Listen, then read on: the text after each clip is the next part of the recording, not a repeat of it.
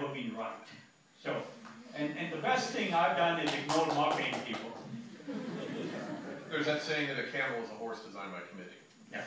Yeah, or Volvo is a horse. I'm a complete believer. I used to teach a class at Stanford Business School in the 80s and 90s called Why You Shouldn't Listen to Your Customers. Great for business schools. Okay, my second question is, you are known as being somewhat blunt, brutally honest, I think is maybe the term, as opposed to diplomatic and polite. Is that just who you are, or why? Why are you that way? So when I started my own firm in 2004, I put this particular phrase, I prefer brutal honesty to hypocritical politeness, on our website, and it's still there today. Most people are polite, and it's sort of uncomfortable not to be polite. But it's not very useful.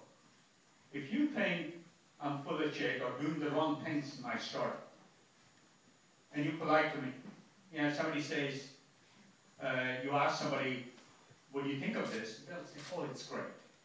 When they really mean, you really ought to examine your assumptions. It's not very helpful. And the number of times I've seen entrepreneurs waste years of their life because people have been giving them hypocritically polite advice. Because nobody wants to say, hey, this is full of shit, or here's what's wrong with it. It just hurts me to see that waste of entrepreneurial time when they could have gotten good advice. And so I said, I promised I'd never give anybody polite advice when I thought I could help them by being critical. Now, you can be constructively critical or just say you're full of shit. You're full of shit doesn't help you. Saying, here's what I don't agree with. Let you at least go back and examine your assumptions. Which one do you do?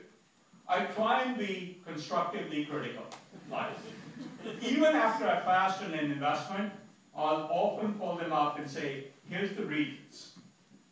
It's much easier and much more comfortable to say, come up with an excuse like, oh, my partners didn't go along, or you know, this is not a category where much more useful, especially if I've spent time evaluating it. I can actually add some value by telling them why I decided not to invest. Although there's a certain percentage of people that you've now made an enemy for their life, and because of not being polite to them. I mean, I found that when I've passed on things, writing, investing, that it's better just to bullshit them and say, well, you can't do it. Yeah. So again, it comes down to what you want to, what's your self-image. I want to be helpful to people, not the most popular. I was telling Mike earlier, I was in the board of a company, and in 98, 99, when things were hot, they raised $45, $50 million. And I was a small investor. There were two other investors who I won't name. And I decided 6 months into it that this company wasn't going to work. So I told the entrepreneurs this. But the other investors kept telling him how good it was. And it just seems like that's the polite thing to do, is not to name the other investors. Yeah. Just curious who they are. if it's like, well, it's not going to help these other investors, right? And they're not going to pay attention to me. But it will help entrepreneurs to know what they should look for. Right? It's really helpful for you if somebody says, hey, this is great, to ask them, but what could I do better? Or what part could I improve? That's a good question to ask. But then they shouldn't listen to you, though, right? I mean, it goes back to the focus groups. Also, you're an old guy, you're not 25, so you don't know anything. So when are they supposed to listen to you and when are they not supposed to?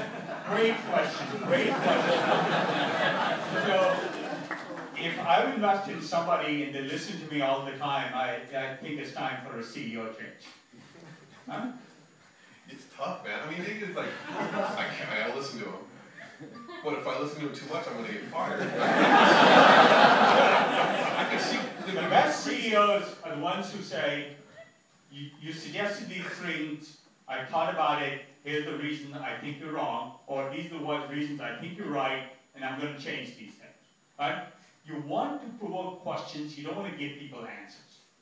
If you're doing a startup, even if I'm a lot more experienced about your business, about startups than you are, you spent more time on your plan than I have. and I fly by every 4 weeks for a board meeting or something, I'm not going to know your business. But I will know the questions you should be asking about your business. And my job should be to tell you what questions you should ask, whether it offends you or not. Or if I'm really worried about something, to let you know. I'm really worried that you're missing the point here. But then it's your job to decide whether to pay attention to me or who else you want to ask and whose judgment you trust. I think this is a really important nuance. In fact, I can say, and I give this advice to all entrepreneurs, the single biggest thing you do as an entrepreneur is decide whose judgment to trust on one topic. Your roommate isn't the best guy on every topic. Right? Your dad isn't. Some other entrepreneur who's done a startup isn't necessarily the right person. If you're trying to build a large company and they've never built a large company, they may actually have they may have advice for you, they may have encountered it, but they may not have made the right decision.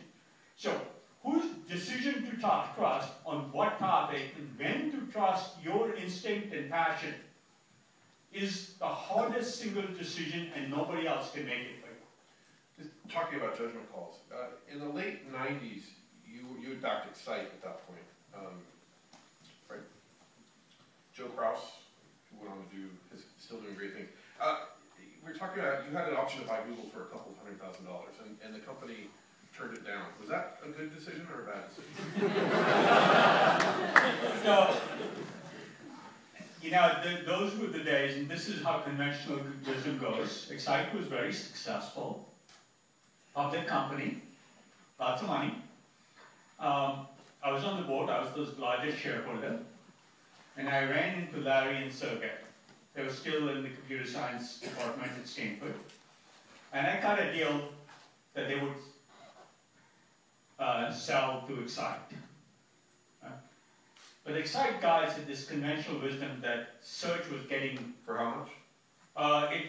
It was a few $100,000. Sergey now says it was $1 million, but sort of, that's all in the... Sergey lies sometimes.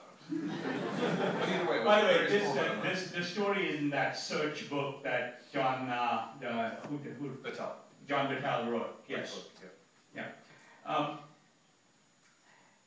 But Excite thought search was getting commoditized. You could buy it from Inktomi or somebody like that. And I always felt you could always push things to the next level. Was that the right decision? Obviously, it was... It was because you went on to invest in Google, and everything worked out really well for everyone. I was in Kleiner, and we invested in Google, and things worked out great for us. And if they had bought Google... Sorry, I'm throwing words in it. It seems to me that if Excite had bought Google, that Google would have never become Google. It would have become something else, and it would have been forgotten. Right. In fact, I'm pretty sure that's what would have happened. The funny story is, after Excite, Joe started another company called JotSpot. Google bought him, and he now works at Google. You passed on investing in Jot, right? Yeah. Why? I loved Joe as an entrepreneur, but I thought he was working in an idea that wasn't big enough. And so I advised him of that. He wanted to work with me, I wanted to work with him, but I didn't think the idea was, you know, it was, if he succeeded, it wasn't going to make a difference. And that's why I didn't invest in Joe. I like things that matter if they succeed. And I only look at the if they succeed case. That concludes my second question. I'd love to talk about lean startups for a second, and then just for a bit, though, not for half an hour, because I want to talk about two really leverage points, which I know you want to talk about, and then education, the great setup. But lean startups, Joe, I've been a big fan of Joe Kraus because he wrote in, before anyone else did, in 07 or 08, he talked about how it only costs $100,000 or so to start a company now, instead of $10 million like it did in the late 90s when you had to use Oracle and all this. It's just much harder. And and now it's even cheaper. What are your thoughts on that? I think it's great. The precursor to that is most people who do planning and plans sort of largely irrelevant. You don't know how many customers you're going to have in 2 years after you launch, not within a factor of 10. And so planning becomes largely illusional. I call it the illusion of knowing instead of knowing anything. And so the right startups say, hey, something's a big enough space or there's enough room to maneuver. And then you get started. When Zuckerberg started Facebook, he didn't have a clue other than it's useful around campus. And then he was agile enough to keep evolving it. And somewhere along the way, he got this much larger vision, and then he got wed to it. He did a great job of pursuing that vision once he got it. But it was well after he started and had nothing to do with his original business plan. And none of the people involved in all those lawsuits had any clue what this was about. I think that's the important piece. So getting started, the cost of experimentation, which was the question you asked, is very low now.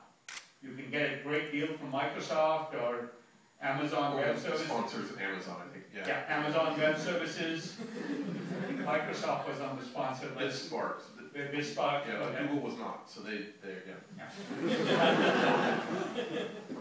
I met somebody earlier whose burn rate is $500 a month. That's $500 a month. Right? That's just ridiculous. They've actually launched a website. It's public. But they lied. Did they live with their parents? How do you No, actually, it's a group that actually still works with Microsoft, but have launched with Microsoft's help this startup. So they have a, okay, so. The point is it's near zero. Yeah, it's near zero. Yeah. Once the cost of experimentation is zero, you should try a lot more experiments and try a lot more new things. When do you invest? With so many experiments happening,